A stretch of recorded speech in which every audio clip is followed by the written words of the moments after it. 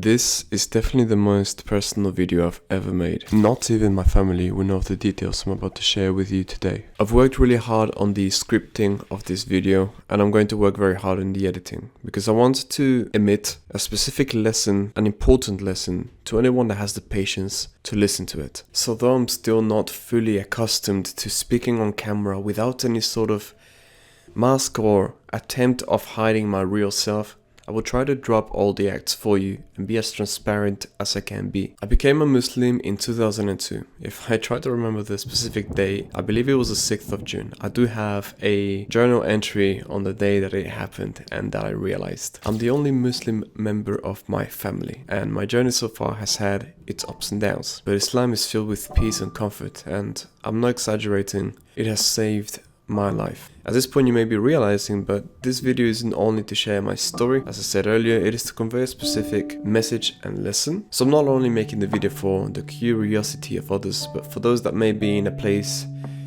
dim of light where they don't have a lot that they can smile for. Because I may greet you today with a smile, but I've had my share of pain, of sacrifices, of losing, of tears and despair. There was a point in my life where I felt a hole in my chest and I didn't want to be alive anymore. Unfortunately then, but fortunately now, I am not conventionally convinced. So none of the other imperfect religions which I was reading up on or philosophies could convince me. I could never fall for or find comfort in any of them. And as I was doing my own research and I stepped away from the online spaces and I read up myself on Islam with my own research in actual books, I've read things that I always felt but never realized or put into words. Things that I had never heard before. And today, in just a moment, I'm going to share those things with you. But first, please, if you're having any dark episode in your life, please reach out to somebody. Mental health is very important. I know because I suffered it first-handedly. And though I wouldn't have heeded to this advice back then, please learn from my mistakes and please reach out to somebody. If there's no one in your life, reach out to me. Literally, you can find my link somewhere to reach out to me and privately message me. I will see it wherever it is that you message me. But it is better and more advisable to reach out to somebody that you know in real life and stuff. But if you can't, or if you're timid or whatever, I'm here. And I mean that. Please reach out. After all, I'm making this video and I've put a lot of effort into making this video, not to actually just talk about my conversion story, because otherwise that would have been really easy and really fast. I'm making this video for a better motive, to help people who may have been lost like I felt. And yeah, I would turn the clocks back to a younger time so that you may understand some more context about me and my mindset, so that when we go into the main topic of this, you kind of know where I am a bit more. Alright, here it comes. I'm ashamed of a whole bunch of stuff of my past. Ashamed, embarrassed, and every synonym that goes alongside it. So a lot of things I'm going to censor myself. I'm not going to say, not going to name names, not going to do things of the sort, because I'm just not ready to share all of my story. So if you feel like there's a few holes in my story or some emotions that aren't justified, just bear in mind that I'm sorry. I'm not ready to tell you everything about me. I'll do my best, however. I was raised in a single-parent household. My mother had 3 boys. I grew up in Spain in the crisis, and there was a lot of problems and my mom had a lot of stress. Now, some split-ups are peaceful. The one in my family was not. They absolutely hated each other. My youth was filled with hearing my parents say terrible things about one another. Whenever I'd see my father every 1 or 2 weeks, he would speak bad about my mother. Whenever I'd see my mother every single day, he would speak bad about my father. Children learn through osmosis, and we absorb and we learn what is being put into us. So I wonder how that affected my upbringing. I was very fortunate to never grow up with any feeling of belonging anywhere. And I say this is fortunate because it made me a lot more open-minded. When I was 7 years old, I moved to France. When I was 11, I moved to England. When I was 21, I moved back to Spain. Unfortunately, we didn't have a peaceful house. There is a lot of trauma, a lot of abuse, and it didn't begin with us, it began a few generations before. But I'll omit that part. I was the youngest of this reality TV show that we had going on in our house, and everybody had some dirt on everybody else. But I was the pillar of the family, the emotional punching bag, because I never retaliated to people being bad to me, and I strove for diplomacy amongst the family. Whenever we'd get not along, I would try to come in and say, hey, come on, be this and that, or appease the anger in my brothers and my mother. But then they would always come to me to complain. They would always come to me to lash out, even though I was the youngest. And I always kept it in, because everybody needed somebody to let it out to, and they were too busy letting it out themselves. So I was left there, having no other choice. But even though I was also involved in this abuse and trauma, I had to suck it up. My brothers misbehaved more. They didn't get as good grades as me, and they were often punished more, and they were just, they got into more what they didn't get. My mom would like hit them more than they would hit me, and things of the sort. And whenever they did any sort of ruckus, they get punished and whatever. So I never acted out. I self-suppressed a lot in my childhood out of fear. My emotions, my feelings, everything that I felt that was negative, I didn't let it out because everybody needed to let it out. I didn't explore boundaries, and I didn't explore anything because I was too afraid of suffering what my brothers were suffering. Until one day, everything changed. When I was 15 years old, about to complete my GCSEs in England, I told my mother that I wanted to stay in England, to study and to work. I said this because she had plans for us to move back. I didn't want that to happen. I didn't have faith in myself to complete the much harder difficulty academic level in Spain, as well as just I didn't want to start over again, and I didn't for like the fourth time, and I didn't want to find a job in a country with much fewer opportunities. So as I sat down as a 15-year-old with my mother, and for the first time in my life, I asked something properly, and I had a proper conversation, heart to heart with her, and I told her that I wanted to stay, and I listed out all the reasons. Alhamdulillah, she saw that it wasn't for stupid reasons like, oh, my friends are here, I don't want to leave, and she accepted under a few terms that I had to tackle on myself. She still moved back, and I had to stay in England. My brother also decided to stay, one of them, but it was my original decision, so I had to tackle a few more extra responsibilities. Anyway, we'd host an Airbnb to pay out the rent easier. We had a 3-bedroom house, and I rented out one of the rooms, or my mother did, but I managed receiving them, cleaning when they left, etc., and all of this stuff, showing them the house, answering their questions. They have a problem, they would message me on WhatsApp. As a 16-year-old now boy. And of course I was also starting off in college, and I also had a part-time job, and I was also going to the gym, and I had hobbies like playing the guitar. So looking back, I don't know how I had time for anything. Meaning I don't know how if I had time for thoughts, which actually leads me to the next part. I felt the freedom of not having to live with the burden of the family drama, because now it's just me and one of my brothers. So it was chill in some sense. We could just ignore each other even though we shared rooms. And so some psychology for you. Carl Jung's theory of the shadow, right? Unexpressed feelings that we accumulate from our childhood and of the like, and when we let them out, they gush forth with a tremendous force, like the water out of a dam, right? Just explosively and without being able to stop. And that was me with my emotions. I felt free, released, and I became super social. I was that kid in college that was just friends with absolutely everyone, that dated pretty much everyone, that did all sorts of things. I was going out to parties every single week, multiple times a week, house parties. I was drinking, I was doing this, I was socializing, going on dates non-stop, and I was having all of these other responsibilities on top. So for the first time in my life, I failed academically. Things were starting to calm down a little bit because I quit my job for a better one, so I had less hours to work because I earned more money, and that was fine. We had a tenant that was here now, like somewhat permanently. They stayed for a whole year until they left, so I didn't have to switch the rooms every week. That was awful. And I was much more used to this lifestyle now, so I knew how to, I had systems. So now I thought, okay, I came here to study and get better opportunities for myself. I just failed my first academic year in college. I need to turn this around fast. I'm writing a self-improvement philosophy book, and I speak about this. I got what I called my second awakening, which is when the responsibility is actually sitting with you and you say, okay, I actually have to work. I actually have to do this, I have to do that, and I have to prepare because the future is coming, and if I want to survive, I gotta do something. So I was focusing on myself a whole lot more on that second year, and I started off strong. For months and months, I was very serious with myself, very devoted to being better. And then 2020 came along, and I met this girl. Now, I did have girlfriends before and all this, but the only girl that I did, a lot of stuff with, we didn't have sex.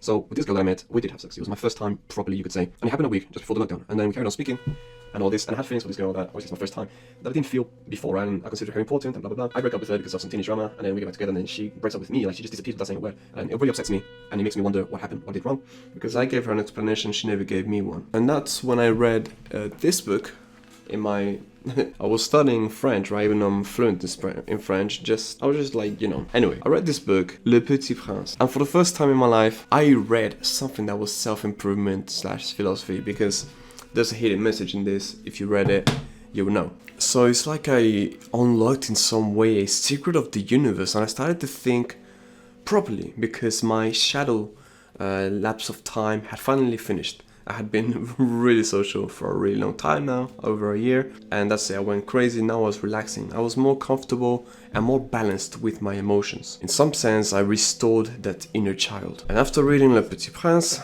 self-growth, vanity, ego, and all these things started coming into play. As you better yourself, a lot of these things just appear. Your ego, you feel like you're the shit. Your vanity, you put a lot of attention into improvement, but you may focus on the physical aspect. And yeah, I was always jacked throughout all my life. I mean, I don't say that like, oh yeah, I was naturally jacked. No, I worked really hard all of my life, and I was always in great shape. And I was good with my words and the way that I treated women, so I was very successful in that department too. So I had quite an ego, and as I was growing and focusing on myself, I started to feel somewhat empty, because even though all of these things were happening and I was learning and whatever, the trajectory of my knowledge didn't align with the vanity of my ego. This is quite possibly your most common case of cognitive dissonance, when your actions and beliefs do not really add up, so you feel some sort of discontentment or void in your life. So something was missing, and then I met my first love. Now, this is something that I won't share. I won't talk about my first love. One, because I would have to talk in deep length. Secondly, I will deviate a lot from the main theme. I don't want to distract you. So I'll just tell you the end. I split ways with this girl that anyway. I split apart because I realized I wasn't ready for it, and we went our separate paths. I acted on instinct. I didn't know why, but I knew that I needed to leave this situation that was so perfect for me. Now I took a full plunge into self-improvement, and I was really on it. This is 2021, like July, August. I was really on it, right? September, October, November, I was grinding. I was working 2 jobs, about 50 hours a week, a bit more. I was going 5 times to the gym. I was learning Arabic. I was doing all sorts of things because I was trying to become a spy, essentially, an intelligence officer in the army. I can talk about it now. It's no problem, because all the training that I did in general and all the philosophies as well, well, it doesn't matter because I'm not planning on doing that anymore. But the reason I wanted to do something as noble as becoming a spy, in contrast to before that I wanted to, oh yeah, I'll be a teacher, oh yeah, I'll be a translator, right, like an interpreter, is because I started to seek self-actualization. If you know about the Maslow's hierarchy of needs, there's physiological needs, safety, community, self-esteem, self-actualization. I had everything like on lock, right, and my self-esteem was high. I was working really hard and I was proud of myself. Now my self-actualization was what I sought after. This is the third awakening. Again, this is my own terminology right here. And the months go by, and the months turn into a whole year, and I don't feel a thing. And I ask myself, why am I still here? My quest carried, however, as the candle of my hope was growing shorter each time, and the light of my hope diminishing. I was close to joining Abyss. The last part that held me back was that I still had questions. I still didn't understand a lot of the reasons about emotions, about ethics, about why we feel these things. But even that curiosity was fading away slowly. At this point of nihilism, I didn't even care about the whole, oh, what will my friends feel, whatever. At this point, I was so far gone that I didn't care about that. I didn't care about what friends that we leave behind. I was like, yeah, I don't care, man. I'm gonna be dead. I don't care. They can be sad, but no one understands me. Ugh, you know? I think I'm shedding some humor into this because it's actually it's something like somewhat insecure and embarrassed to talk about. So do not think that I am actually making light of this. It's a very serious matter. If I was to describe overall how I was and how I felt, I would say I was tired. Very tired. But then one night, I laid in bed. After reading the Talmud, not agreeing whatsoever. After reading the Bible, just not being convinced. After reading up on Stoicism and seeking more questions. It wasn't in the Quran that I found my answers either. It was actually on a little booklet. Because at this point I hadn't read the whole Quran either. I just read the Surah Al-Nisa because I was curious on women, how they deal with women. And what I read about the treatment, about like divorce and how to split earnings, and this type of guide, very specific, and just the treatment and how to be a respectful man, I had my mind blown. But I was familiar with the Bible and stuff, so I didn't mind reading up on that. On the Talmud, I gave up pretty easily because you should give it a read and you will understand. I just didn't like what I was reading. So I took this little booklet because I didn't want to read the Quran. I was like, bro, 600 something pages. It's in Arabic, and like the English that they have, like an English Arabic thing. I was like, I know, I'm like reading a translation, whatever. I don't want it. I read this. I feel this. I've got like little highlights that you probably can't see from there. Yeah, you can't see it. But as I read this that night, my eyes opened wide with a spark, and at the perfect time, at the perfect moment, when I needed the most, Allah had a plan for me, and Allah found mercy on my soul. Indeed, He is the best of planners. I read this, and I mean, like, you know, I was like saying, okay, that part I need to read. This right here is an interesting analogy. And as I kept reading more and more, I was freaking the freak out. I was like, what is this? You know, I was ready to go to sleep. I thought, a girlfriend of mine, a Muslim girl, gave me this and a Quran and something else. Subhanallah. And because I had work with her the next day, I thought, 12-hour shift by the way, I thought, well, I'll read this little booklet and I'll share what I learned with her and ask her opinions. And I started reading and I was like, bro, you know, like, astaghfirullah, there's no third eye. It felt like all the puzzle pieces came together and enlightenment and realization of Allah all hit me in the face at once. So because I didn't grow up close-minded at all, and I've lived in different countries, and I've lived in the same house as people from all over the world, I may possibly be one of the most open-minded people in this planet right now. And that's not even like an exaggeration. Like, I've genuinely shared house with every culture, every color, every ethnicity times 3. No one can tell me nothing, bro. So when I heard people criticizing the Quran and Islam and Muslims, I was always like, people are hating, bro. Like, they can say whatever. I was brought up Christian, and people would also say like, oh, they're pedos. And I would agree, like, I've seen some shit at the church. And I'm like, yeah, well, sure, they can criticize. I don't care, that doesn't affect me. And I know that what the media in general says is a distorted truth. And people just hate because in-groups, out-groups. I understand psychology. So I wasn't fazed about the Quran is the word of Satan, or it's just like this and that. No, I instead just read through it. And I knew what people said of it, but I didn't have that opinion. And as I read through it,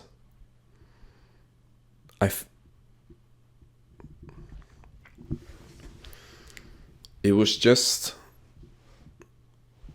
peace, beauty, justice, logic, the answer to our questions. And as I read through it now, still to this day, after having read through it like 5 times now, I still find deeper meanings in the words. I still get a deeper understanding each time. The more that I grow my spirituality and I develop it, the more sense some of the words have. And I consider Allah, and I consider that nothing is impossible, right? And I consider the infinite. Right, it's so hard to put into words, but I'm like, okay, indeed, this is a miracle. And through it, I acquired meaning and hope in my life. And I adopted values that made me a better person, right? From being somewhat of a womanizer to somebody that really respected women now, that wanted to protect the world, that wanted to be a better man in general, and that was already in the path of self-improvement, and I was seeking something that was just not adding up. The truth of the Quran and the truth of Allah subhanahu wa ta'ala is the guiding force, is a step along the way to take. If you're serious about it, if you're interested in making money or whatever, it's one thing, but if you want to realize existence and understand different things, then I gotta say, God, Allah, is the plot of the world. He's the plot of the universe. He's the plot of your existence. If you do not seek Him, you will not find it. I put more care and attention into being a better man. Again, as I said, with women, with things like stealing or whatever. Back in the day, I'll go into a corner shop, take something from a big corporation. I know it would do no harm, kind of thing, but more harm unto myself do I do by committing a bad act, which I know doesn't sit well with my heart, ultimately. More harm to myself do I do when I get with a girl just when I know that I'm not going to share the future with her. When I know that it's just for my current enjoyment. And now I am more passionate than ever about Islam and the Quran and stuff. This is not what my channel is about, but I wanted to make this video. It's gonna be a lengthy one, I do apologize. But it's very beautiful. I'm like stuttering and like sniffing and stuff. I had to cut at some point because I was getting emotional, and I'm not trying to make this about me, even though this whole thing is about me. But I don't want you to... Anyway, today more than ever, it is paramount to be a Muslim in order for the world to continue thriving. A real Muslim. And Allah loves all of us in a way that we couldn't understand. He loves us to such an extent that it's incredible. And my life was saved because my Creator decided to have mercy upon my grieving soul. And look, I'm not here, if you're an atheist and you've watched this far with interest, to push upon you any sort of religion or belief system. What held me back for a long time was that I felt, Muslims, yeah, they follow Islam, but they're full of hypocrites. If I want to follow a God, I'll just follow him. I won't label myself as anything because I don't want to belong to this group of hypocrites that are just doing and saying all these things, but then I see them dating girls, smoking weed, doing this, doing that. Fuck that. Because when I was already developing and learning more philosophy and things like that and religion in general, I had already quit dating girls. I had already quit intoxicating my body. I had already given up on the idea of, tattooing my body. Things of the sort. I thought to myself, this isn't right. I need to honor my soul a little bit more. And before realizing that indeed I was a proper Muslim, I was already somewhat considering myself of the like, but I didn't want to label myself Muslim because I saw other Muslims being complete hypocrites. And I thought, well, my faith is between me and my God. I do not need to label myself as anything just to become part of this group. So I get it, I understand. I would still convert if you hard to yourself, you think, yeah, my heart's with Allah, but I don't want to convert because Muslims. I would get that, but I would still do it if, at your own pace, bro. At your own pace. Just be true to yourself, be true to your heart, because If you're true to your heart, you're true to Islam, as long as it's not the whispers of the devil. Because the Muslim heart is what we all have. We were born Muslim, and your heart and your ethics, your real ethics, not the built ones by society or whatever, are already the correct ones. So you already have the answers within, but yeah, just be true to yourself. And as you're true to yourself, try to follow the path of Allah more. My childhood was, in my humble opinion, incredibly difficult due to many reasons. I just said titles like trauma and abuse, but I'm not going to explain what happened. That being said, thanks to the word of Allah and His teachings, I'm learning to forgive the perpetrators that have caused me such grief and harm. And the other side of this forgiveness is full of freedom and full of beauty. And Allah knows best, God knows best. And I pray that you read the Quran and that you try to follow it a little bit more. Or don't, but Allah guides who He wills. And if you repel Islam and His teachings, then you have nothing but my sympathy, for you are the real loser. Do not use a lack of God and religion for a lack of dignity in your character, and adhere to at least what your heart truly values. At the end of the day, we may not see God, but neither do we see your soul, yet we still honor it. Strive to be 1% better every day. And that was my story. Hope you enjoyed it. Much love.